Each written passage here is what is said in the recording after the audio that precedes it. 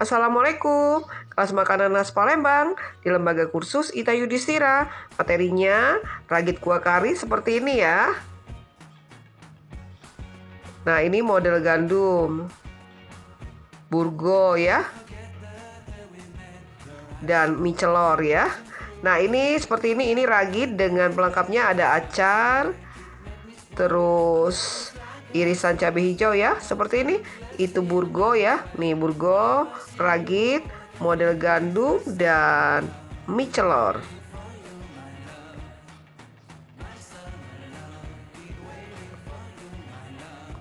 Palembang banyak varian makanan khasnya ya, seperti ini ragit, burgo, mie celor, dan model gandum.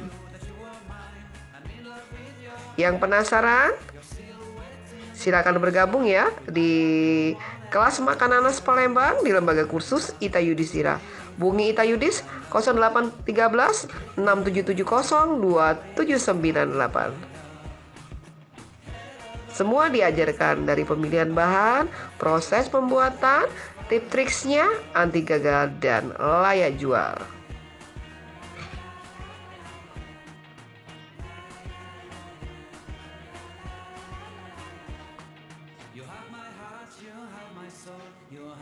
Nah ini ya, ini bahan untuk membuat burgo ya. Kita kukus seperti ini ya, sampai dia matang ya. Lalu kita gulung, ini hasilnya.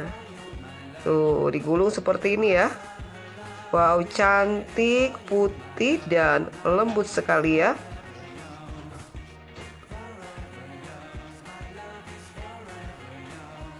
Seperti ini ya burgonya. Nah, burgo ini disantap dengan kuah santan ya. Ini proses pembuatan kuahnya ya.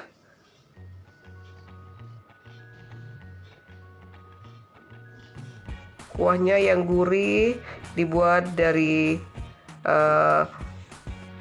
kuah santan ya, dan ditambah dengan bumbu racikan khas wong Palembang. Ini hasilnya, burgonya siap dinikmatin.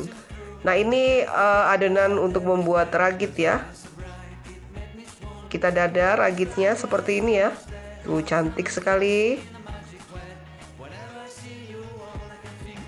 Bisa kita lipat segitiga atau kita gulung ya, seperti ini ya. Nih, ragit yang lembut ya, disantap dengan kuah kari. Ditambahkan pelengkapnya acar ketimun dan wortel ya. Terus tambahkan sambal cabai rawit.